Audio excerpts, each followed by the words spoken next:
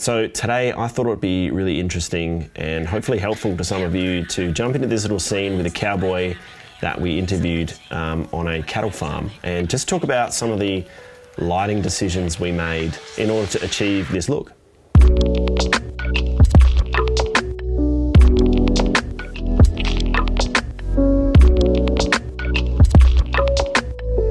So for this job we shot on the FX6 and the DZO Vespid primes. I actually quite like these little lenses. They kind of sit in between that clinical look and the vintage, so you get some nice character to it, which I quite like. So for this shoot we did do a recce a few months prior. We actually ended up picking a different spot for the interview, and firstly we walked around with my AC and kind of found an angle that we were happy with. Showed the client was happy. They really wanted the hills in the background, so we had to kind of position the talent in a way that the light was just coming around the side of his face with the intention of wrapping it a bit more so you can get more shape on the face.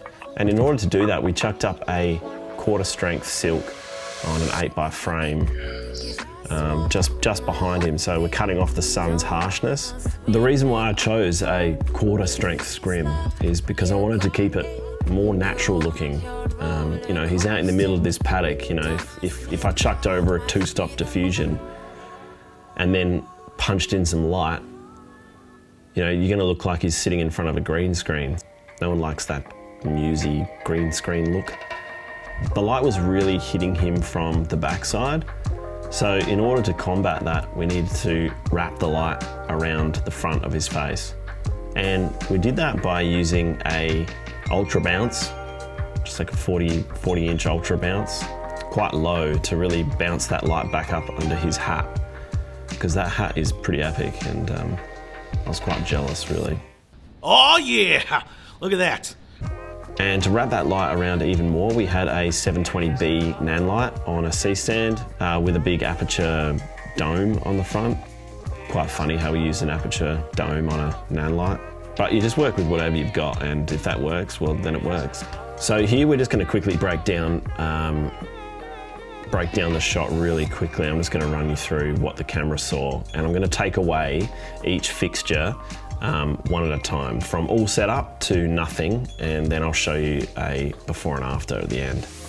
First up here, here's Sean. He's my photographer for the day, great bloke. The first thing I turn off is the big overhead light, which is the 720. And there you can see it's really taking away that exposure on his face. Then you can see me flagging off that Ultrabounce. So now you've lost the wrap.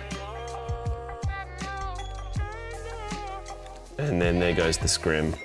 Just takes off the harshness of the sun, but still makes it look natural, which, you know, I always try and go for.